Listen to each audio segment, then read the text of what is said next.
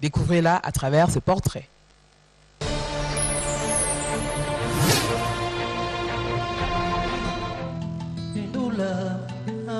Née à Kikwit, dans le Bandundu, Marie-France Makengi, aujourd'hui Marie-France Nguo, a un diplôme d'état en biologie-chimie et un diplôme d'études supérieures en santé publique et sciences infirmières de l'ISTEM, ex-IFAS.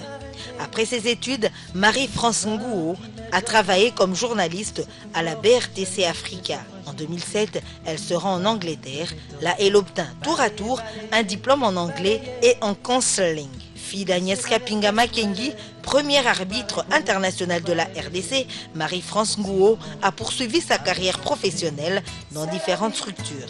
Elle a été administratrice à Congolese Voluntary Organization, assistante sociale et volontaire chez African French Speaking Community.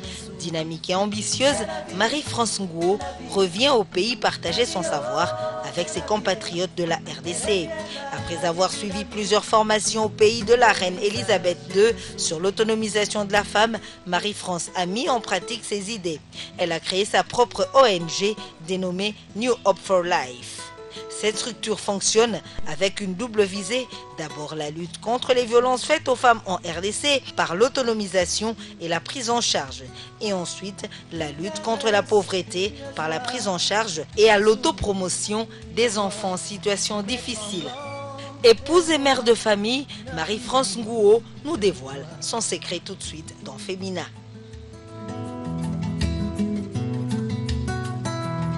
Je voudrais dire merci pour ce moment.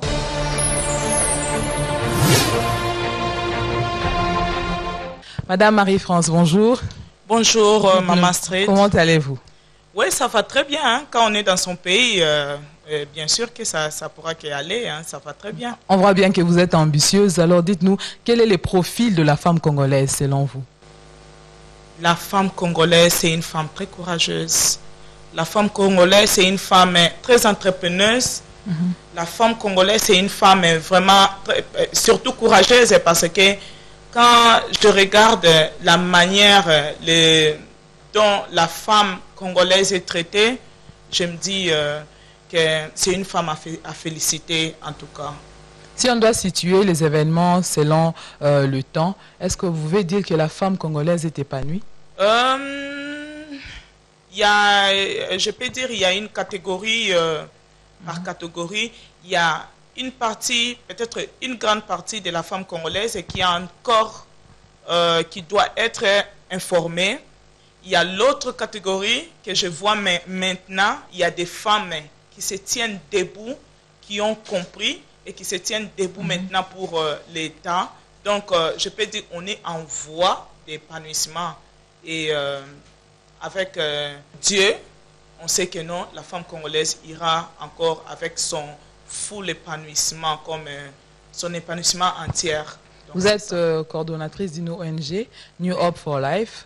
Oui. Dites-nous, quels sont les indicateurs, quels sont les facteurs qui font que la femme reste bloquée? Parce que vous avez suivi beaucoup de formations sur l'autonomisation de la femme. Alors, qu'est-ce qui fait que la femme congolaise aujourd'hui reste encore enclavée ou bloquée? La première chose, je crois que on n'écoute pas beaucoup la femme, manque d'écoute. Parce que la chose la plus importante, c'est l'écoute. Si on arrivait à écouter réellement les besoins de la femme, je crois que c'est ce qui est le plus important. Donc, c'est ça, quoi. C'est la première chose. Et puis, il y a des femmes qui sont encouragées. Il y a des femmes qui sont vraiment, qui sont en train d'évoluer, qui sont en train de se distinguer dans les hommes. Mais je pense qu'il y a aussi un tout petit peu la mauvaise foi des hommes qui pensent que non, la femme, elle est bonne, elle est faite pour la maison. Mais il y en a des hommes qui soutiennent les femmes. Il y en a des hommes qui sont là à côté de la femme pour dire que non, tu dois évoluer. Tu ne peux pas rester là parce que moi je dis toujours, dans la lutte de l'autonomisation, dans la lutte du féminisme, l'homme doit être là à côté pour aider la femme. Pourquoi? Parce qu'il y a leur avantage aussi qui est là à côté. Ce n'est pas seulement à la femme Non, quand la femme sera épanouie, ben c'est fini, hein, nous serons piétinés. Non. Il y a l'homme qui doit être là. Pourquoi? Parce qu'ils prendront, par exemple, la prise en charge de la maison sera partagée à moitié-moitié. Donc, quand la femme part travailler, donc quand elle ramène de l'argent à la maison, quand l'homme aussi ramène de l'argent à la maison, ça sera égal. Ça ne sera pas que non, la femme ramène de l'argent et puis attend l'argent du mari pour faire fonctionner la maison. D'où on a besoin aussi de l'homme pour venir s'intégrer à nous. Donc je pense que non, il faut nous donner ce qu'on appelle la chance. Il faut l'égalité de la chance. Tu vois, c'est ça. Et cette chance-là, vous la demandez à qui? C'est comme la fille que j'ai suivie dernièrement. Il y a une campagne qui est en train de se battre aussi sur les femmes. Emma Watson, c'est une fille là qui a tourné les films de Harry Potter. Tu vois, la fille, elle dit, elle a un programme établi sur place. He for she. He for she, c'est quoi? C'est pour permettre aussi, il faut que l'homme soit là, à côté de nous, pour nous aider à nous autonomiser, à nous épanouir aussi, pour aussi se décharger de ces fardeaux. Parce que vous savez, dans notre culture, on dit à l'homme, oh, toi, moi, na mobali, allez la rater. Moi, na mobali, il faut ça la makasi. Moi, na mobali, il faut ça la courager. Tu peux naître aux moi na mobali, mais tu n'es pas seulement obligé de faire comme si aux moi na mobali, il faut ça la autorité, tout ça. Non, ce n'est pas ça. L'homme a droit aussi à pleurer. Donc, avec le programme, nous avons besoin du soutien, la chance venant de l'homme. Pourquoi? Parce qu'avec son appui à côté de nous, lui aussi trouvera des avantages, il va aussi s'épanouir, il peut aussi pleurer quand les choses ne vont pas bien. Ce n'est pas seulement à la femme de pleurer, même à l'homme aussi. Parce qu'on dit, dans la plupart chez les hommes, comme en Angleterre, la cause numéro 1 des morts chez les hommes, c'est le suicide. Pourquoi les hommes se suicident? Les hommes se suicident parce qu'ils en ont marre. Ils en ont marre de porter ces fardeaux-là que le monde, que je ne sais pas si les structures, parce que je ne pense pas que c'est Dieu qui a dit ça. Non, ce sont des idées qu'il y a dans la société et puis qui sont restées dans des têtes. Après, des fois, l'homme en a marre de supporter comme ça et puis il se donne la mort. Or, avec les combats que la femme est en train de mener, je pense qu'un jour, l'homme sera considéré comme la femme aussi. Je pense qu'un jour, comme le dit bien, les droits de l'homme, c'est aussi, c'est inclus. Les droits de la femme, c'est inclus dans les droits de l'homme. Comme Hillary Clinton a dit, human rights are women rights. Human rights are women rights. Donc, les droits de l'homme, qu'on nous dit, nous tous crier, oh, human rights, droits de l'homme, droits de l'homme. Dans ces droits de l'homme, la femme aussi doit en bénéficier. Parce que la femme, c'est un être humain. Exact. Tu vois? Donc c'est ça. Aujourd'hui, ces combats que les femmes veulent mener, elles recherchent quoi? L'égalité du genre ou bien elles recherchent juste se libérer un peu de la domination de l'homme? Non, les combats que la femme mène, c'est pour chercher l'égalité des chances. Alors expliquez-nous ça, parce qu'il y a des femmes peut-être qui ne comprennent pas c'est quoi égalité de chance exactement. L'égalité des chances, c'est quoi? Avec des exemples, allez-y. Par exemple, là où il y a une femme, par exemple, je donne un exemple. Si vous partez chercher un emploi, vous postulez. S'il y a 20 personnes qui se sont présentées, qu'on donne que ça soit, s'il y a 10 femmes, qu'il y ait aussi 10 hommes. Tu vois? 10 femmes et 10 hommes. Maintenant, parmi les 10 femmes et 10 hommes, on leur fait passer au test. Il ne faut pas discriminer la femme. Il ne faut pas lui dire que non, poste-o et ça yote. Je vous ai donné un exemple. Ma mère, c'est une arbitre football. Elle a arbitré beaucoup de matchs là au Stade des Martyrs. Elle est partie même à l'international, tout ça là. C'est une arbitre et il y en a beaucoup comme ça là. Elle s'est distinguée. Elle a été même collée, tout ça là. Tu vois, qu'on donne à la femme la chance d'atteindre les opportunités qu'elle peut atteindre. Mais dans cette philosophie, permettez-moi un peu de vous interrompre. Il y a de ces femmes, vous avez donné un exemple qui j'apprécie. Oui. Vous venez postuler 10 candidatures féminines, 10 candidatures masculines. Oui. Ils vont au test, et puis après le test, il y a une femme qui a succédé, qui a réussi, et peut-être 4 hommes, parce qu'on a besoin peut-être de 5 postes qui étaient vacantes. Alors, les gens disent maintenant, non, ils n'ont pas voulu de la femme, et ils ont pris 4 hommes, ils ont laissé les femmes. C'est ça la chance en question? Je ne pense pas. Parce que quand vous donnez la chance, tu sais, il y a discrimination. Hein? Il y a des endroits, quand la femme se présente, des gens te disent, toi, tu ne vas pas passer. Il y a discrimination, pourquoi? S'il y a 5 femmes, et c'est 10 femmes et 10 hommes, quand les DG ou quand les chargés de recrutement regardent, hein, quand elle regarde l'homme, elle regarde l'homme normal. Quand elle regarde la femme, elle regarde qui est belle. Qui est belle. Comme ça, on va passer par les moyens les plus courts. Avec la femme, on ne te donne pas la chance, on te fait violence. On te fait la violence, par exemple, pour atteindre les niveaux que tu veux là. Oh, si tu veux ici. Et puis, ça n'aide pas aussi avec l'homme. C'est pourquoi je dis on a toujours besoin des hommes. Pourquoi? Parce que l'homme là aussi a besoin d'emploi. Peut-être qu'il a laissé ses enfants, il a laissé sa famille pour venir postuler, trouver un poste. Si les DG regardent, toutes les 10 femmes, elles sont toutes belles. Maintenant, elle va trier déjà 5 qu'elle va faire entrer par Mayuya. Oui. Toi, tu viens, prends mon numéro, prends mon numéro, prends mon numéro. Et après, bon, on a fait les tests, tu vois. Oh, tu étais à peu près. Bon, à peu près, oui. Mais tu vois, il y a toujours des moyens. Je peux parler avec mon chef direct. Il va t'aider, tout ça, tu peux passer. Pop, on te fait passer. Peut-être qu'on va faire passer, vous 5 là, vous pouvez être là. On sort, l'homme vous utilise, vous tous, hein, et puis vous donne des postes. Est-ce que la femme elle-même n'est pas à la base de cette discrimination? Donc parce que la femme ne veut pas parler. Elle ne veut pas parler. Tu vois, ça fait pitié des fois de voir les femmes. Il y a des femmes, les taux de prostitution des femmes, jour après jour, ça ne fait que monter selon les statistiques. La femme n'est pas encore réveillée. La femme devait se réveiller pour dire non. Tu dis non. Je suis venu chercher le boulot. Si tu ne me donnes pas le boulot, c'est fini. Je pars. La femme doit accepter. C'est ce qui manque encore à la femme congolaise. La femme doit accepter réellement que non, je ne peux pas m'offrir. Mon corps à moi n'est pas à vendre. Je dois donner de la valeur à mon corps à moi. Peu importe la situation, je comprends. Il y a d'autres qui me suivent là qui peuvent dire, il y a mon apacité, si nous tous on a vécu dans la misère, qui n'a pas vécu dans la misère, les pays, il y a eu des guerres et tout ça là, nous tous, on a mangé des birgir. Birgir, je me rappelle, c'était les birgir, tout ça là. Mais la femme doit se réveiller. Quand tu as l'ambition dans ta tête, il faut atteindre cet objectif-là.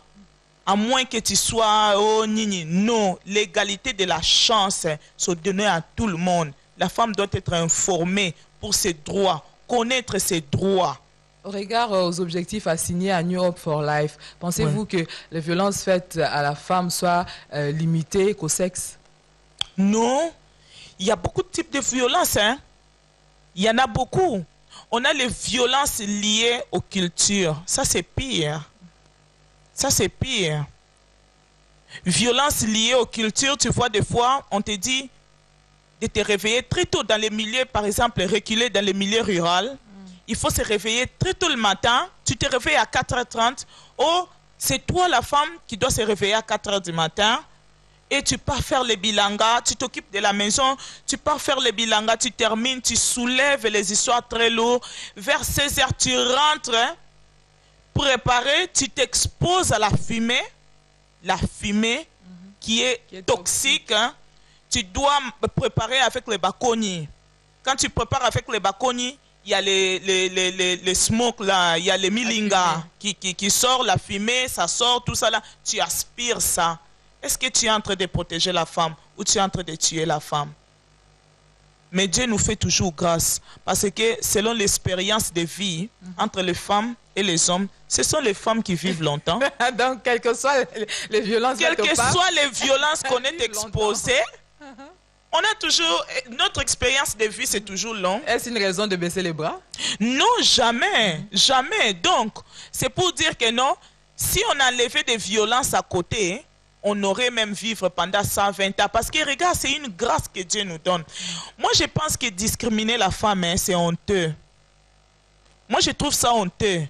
Moi, les hommes qui utilisent leur force pour battre la femme, je ne sais pas, hein, des fois, je ne suis pas en colère sur la violence physique. Je ne suis pas en colère contre lui. Je me dis que c'est quelqu'un qui est incapable. Parce qu'un homme fort d'esprit doit parler à la femme, doit discuter.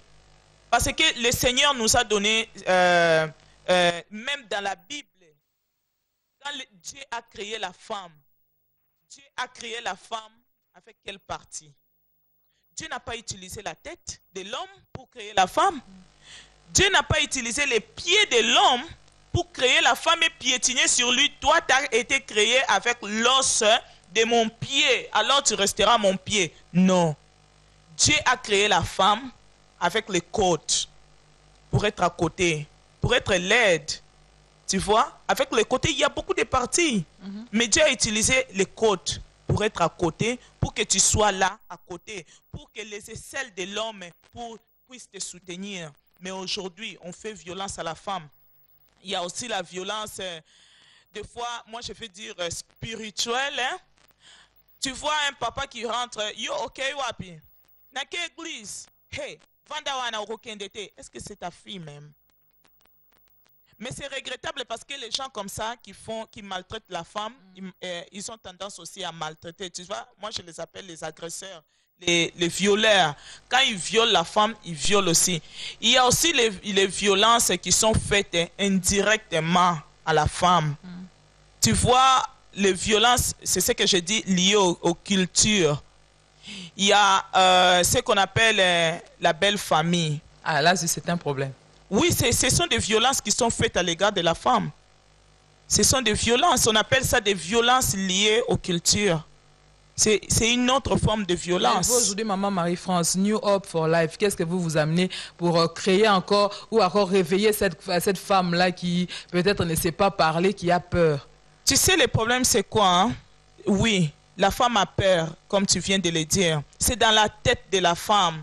Mon projet à moi, c'est de commencer à faire peut-être des rassemblements pour commencer à expliquer à la femme, lui redonner ces valeurs-là. Il y a beaucoup de femmes qui ont perdu espoir.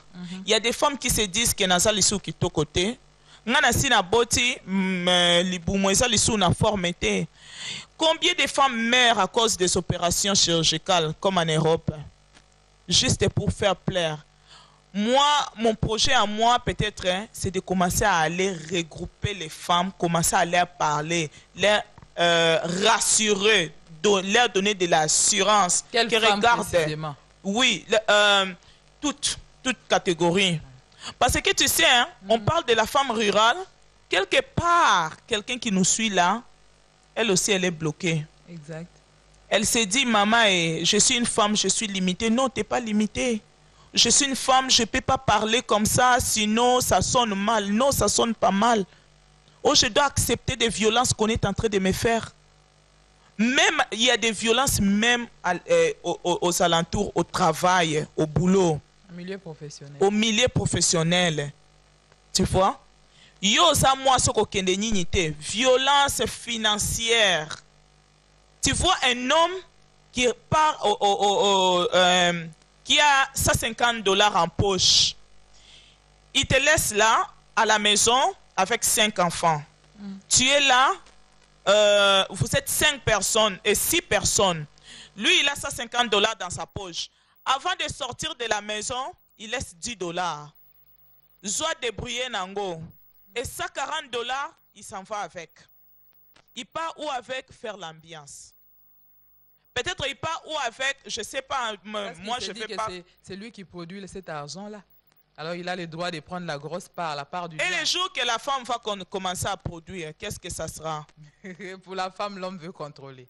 Ah, tu vois, et ce n'est pas bien d'être controlling aussi. C'est une autre sorte de violence. Mes visions à long terme, hein, ce que je compte faire pour autonomiser la femme aussi, c'est de faire des maisons qu'on appelle des maisons de refuge. Expliquez-nous ça. Les maisons de refuge, c'est quoi? Nous allons, avec la grâce que Dieu va nous donner, ce n'est pas pour détruire. Ce n'est pas pour détruire. C'est juste pour montrer à l'homme que non, nous tous, on a les mêmes droits aussi. Les droits humains. C'est pour toi et c'est pour moi. Il y a des femmes qui vivent dans la maltraitance. La violence, ça commence d'abord psychologique. Tu commences à diminuer la femme, diminuer. Et puis après, quand elle est abattue, tu viens à la violence physique maintenant. Tu commences à lui battre. C'est dommage qu'il y a des cultures qui acceptent ça comme correction. Quelle correction? C'est pas c'est pas ta fille. Tu peux pas lui, c'est pas ton esclave. Pourquoi tu vas les battre, donner des coups de poing, tout ça là? C'est qu'on compte faire. Comme on a localisé tous ces types-là de violences ici en Afrique, ici dans mon pays, ça existe encore. Ça se passe beaucoup. Beaucoup de femmes sont violentées en silence. Les projets à long terme qu'on compte faire, c'est de faire des maisons de refuge là pour construire des maisons ici, à Kinshasa et dans toutes les provinces de la RDC. Donc, et faire, si possible, des maisons, ce qu'on appelle un grand organisme pour violences faites aux femmes. Okay. Une grande association ou ONG pour violences faites aux femmes. Les numéros seront distribués pas à Kinshasa, vert, au Congo, un numéro vert. Rien que pour les femmes, ces places-là, il n'y aura que des femmes qui seront là en tête pour travailler parce que la femme va comprendre la femme facilement, je pense. Donc, facilement, vous entrez dans la vision de Madame Janine Mabunda qui est conseillère spéciale du chef de l'État en cette matière-là. Voilà, nous tous. Tu vois les femmes comme ça, là, on les salue, on les encourage. Il y en a beaucoup. Il y a Maman Micheline Koulumba. Elle est vice-présidente de PPRD. Tu vois, les femmes comme ça qui se tiennent debout pour dire non, trop, c'est trop. Pas seulement dire non, trop, c'est trop, mais elles sont là aussi en train de faire quelque chose. Pas seulement pour la femme, mais pour l'enfant aussi. Jusque-là, quelle est votre cible ici à Kinshasa? Vous avez ciblé des femmes de quel coin ou bien vous allez juste vous tenir dans la rue et puis appeler les femmes comme ça au hasard? Tu sais, ici, c'est mon pays. Hein. Quand je circule, je marche, je sais que non. Si je mets mon micro, je peux tenir. On compte, ce qu'on compte faire, organiser, tu vois, des...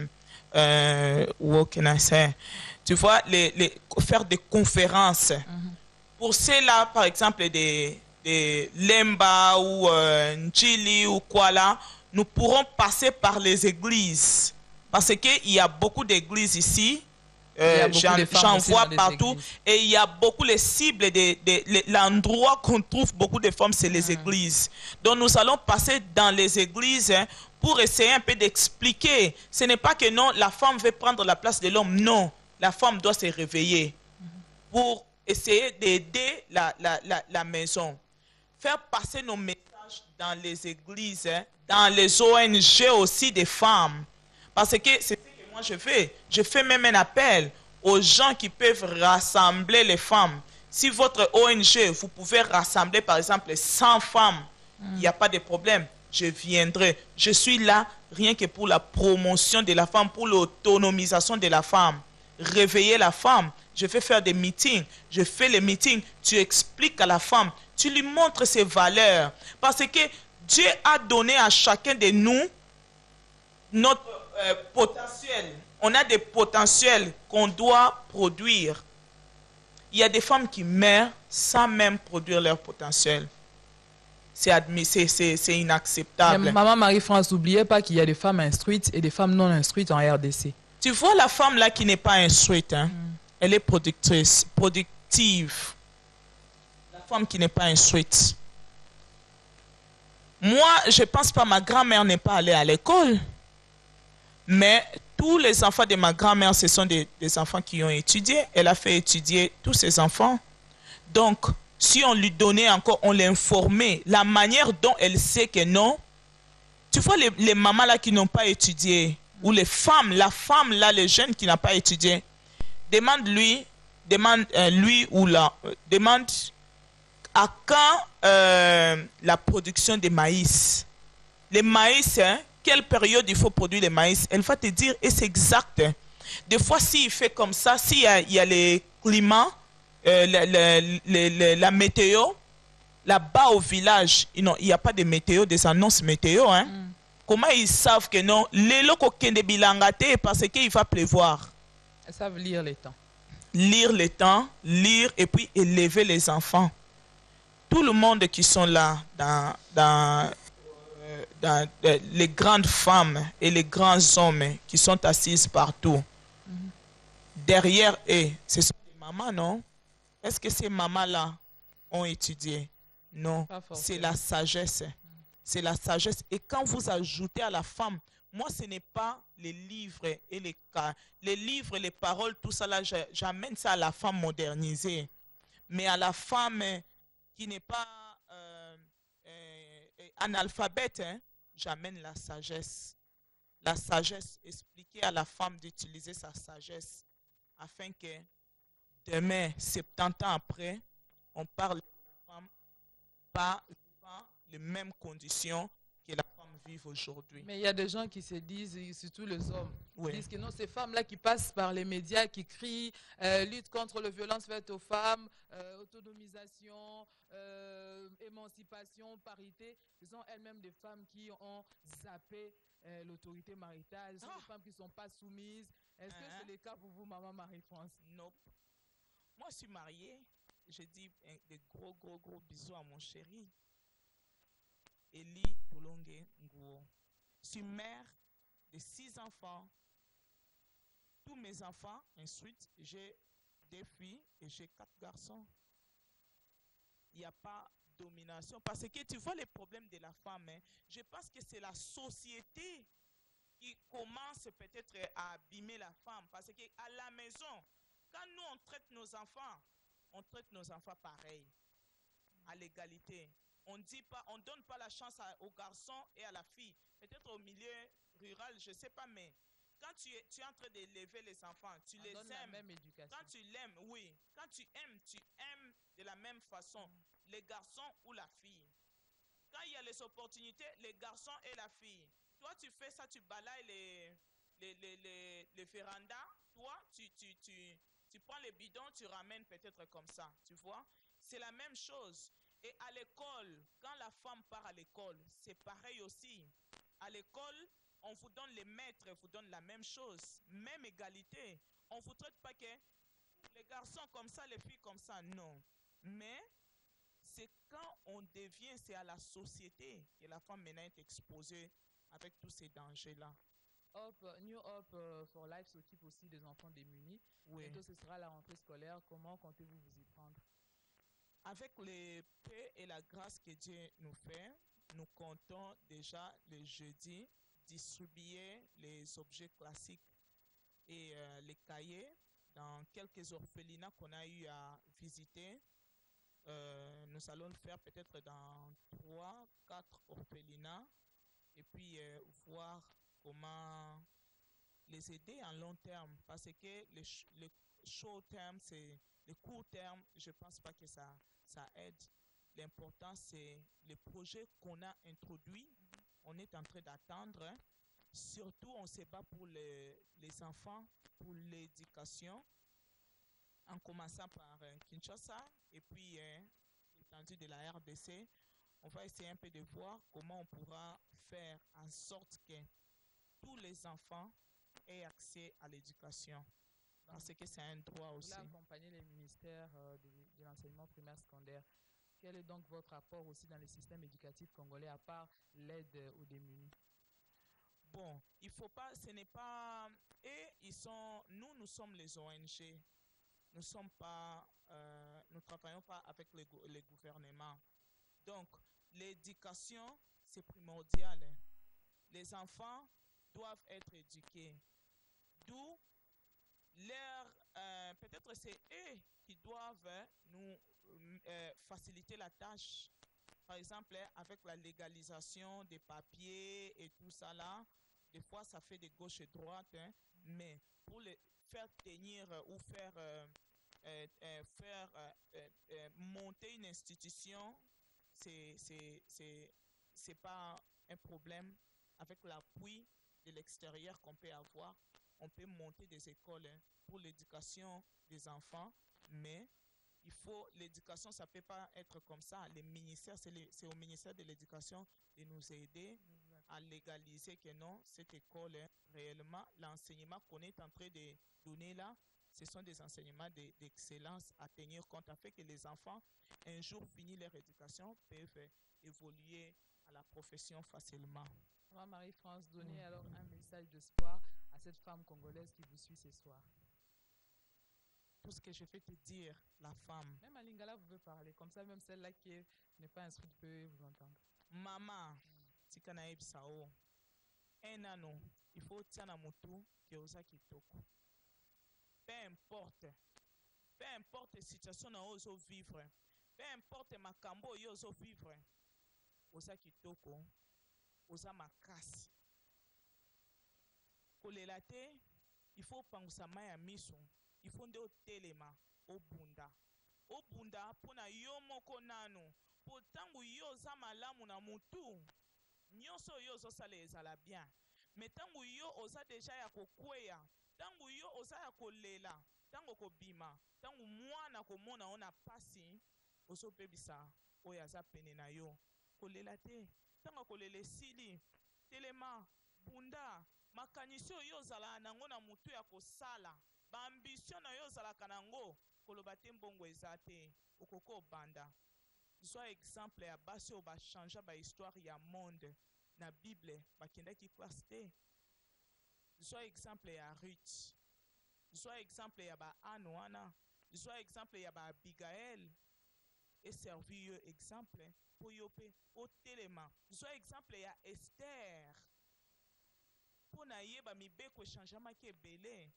O telemi yo po obundi po ozala molongi kozela kaka te mutu akosa yo te yo moko zala toi-même d'abord yo moko zala sur na yo tangu yo za sur na yo tangu mutu na yo yebi ke nga naza sur na yebi oyo nga naza capable mutu oya te na makanisi na ye akosa yo.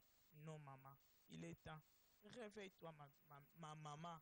Réveille-toi la femme congolaise. Je sais que non, un jour, ça ira. Beaucoup à dire, mais très peu de temps. Merci beaucoup, maman Marie-France, pour cet échange combien fructueux. C'est moi qui vous remercie. C'est moi qui vous remercie pour votre présence, mamie. Ce numéro de Femina est suspendu ici pour aujourd'hui. Le prochain numéro, ce sera avec vous, femmes ménagères, avec vous, femmes ministres, avec vous, femmes vendeuses, avec vous, toutes qui me suivez, en vos titres et qualités, bien sûr. Maman Marie-France, n'est-ce pas?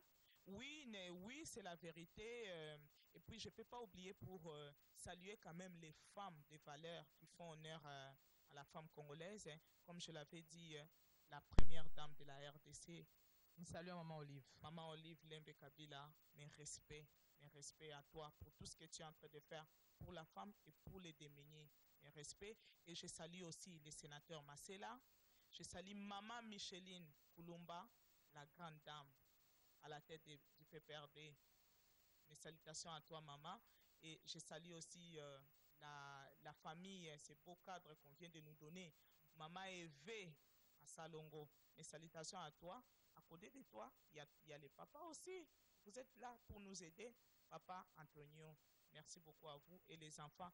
Et à ma première dame à moi, Agnès Makengi Kapinga. Maman et à arbitre. tous les mamans arbitres. Et à la direction de New Hope for Life. Là, je vois mon frère et tout le monde. Mes frères, mon frère et mes frères dans la New Hope for Life. Nous vous attendons, Maman Femina. Appelez-nous sur le numéro qui apparaît au bas de votre écran, les 081 33 14 663 et au 089 67 50 710. À très bientôt.